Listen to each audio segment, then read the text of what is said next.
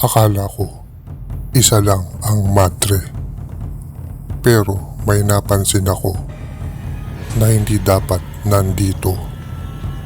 Sa loob ng isang lumang kumbento, may presensyang hindi may paliwanag na parang may nagmamasid kahit wala namang iba. At nang unti-unti kong napansin kung ano yun, doon nagsimula ang totoong bangungot. Ang kwentong ito hindi lang tungkol sa isang madre. Isa itong kwento ng pagkawala ng matinding dalamhati at ng isang desperadong pagtatangka na ibalik ang isang bagay na tuluyan ng nawala. At minsan, kapag pinilit mong ibalik ang hindi na dapat bumalik, may ibang bagay ang sumasagot. Kung gusto mo ng ganitong mga kwento, mag-subscribe ka para sa mga susunod.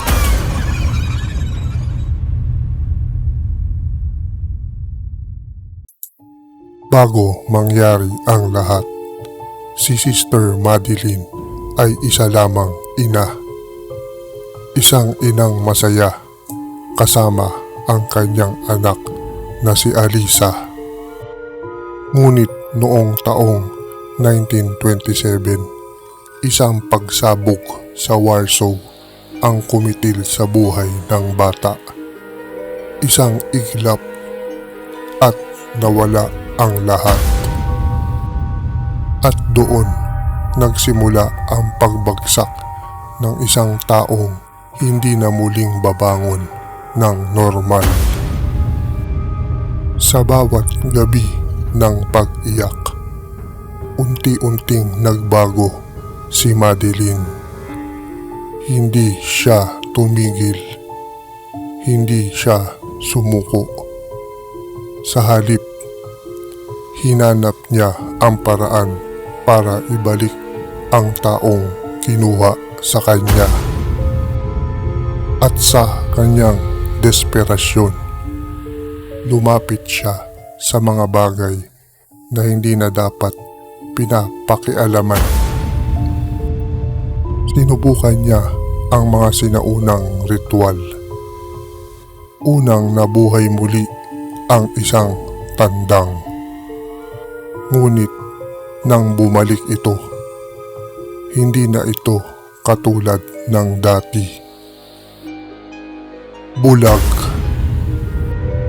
Sinubukang muli pero walang buhay sa loob. Ngunit para kay Madeline, hindi iyon pagkabigo. Isa iyong simula. Hindi naglaon. Nagsimula siyang maghanap ng mga batang kasing edad ni Alisa. Isa-isa silang dinala sa loob ng kumbento. Ginamit sa mga ritual na hindi maintindihan. At karamihan hindi nakaligtas. Ang mga hindi gumana, itinuring na kabiguan at tuluyang ibinaon ng buhay. May isang ritual na hindi napigilan. Isang bata ang biglang nagliyab. Ngunit kahit sa harap ng apoy, hindi umatras si Madeline. Sa puntong iyon, hindi na siya isang ina. Isa na siyang taong nilamon ng sarili niyang desperasyon. At sa kanyang paghahanap, nakatagpo siya ng isang nilalang, si Nasrat, isang demonyong nag-alok ng kasunduan. 40 taon ng paglilingkod kapalit ng pagbabalik ni Alisa at walang pag-aalinlangan. Tinanggap ito ni Madeline. Ngunit walang kasunduan na walang kapalit.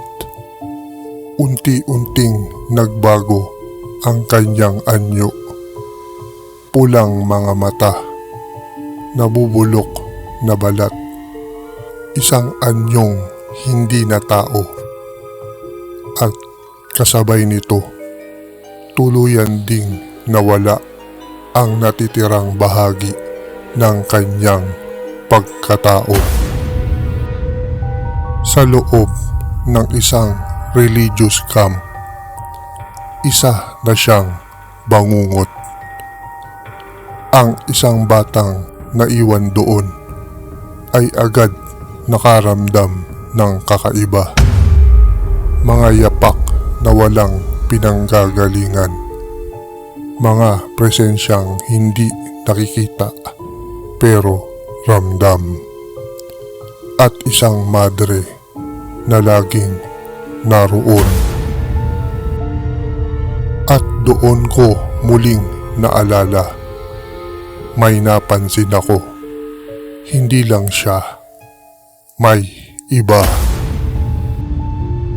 Ang kwento ni Sister Madeline ay hindi lang tungkol sa kasamaan.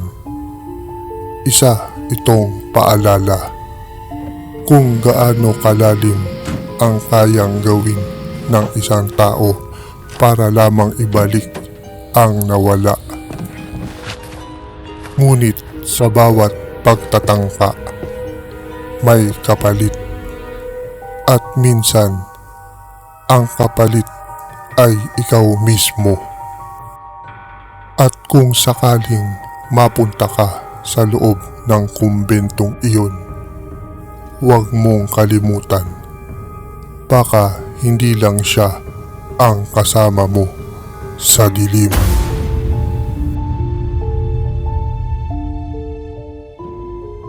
Ako si Quarentito at dito ang horror ay hindi lang nilalaro, ikinukwento at hindi pa ito ang huli.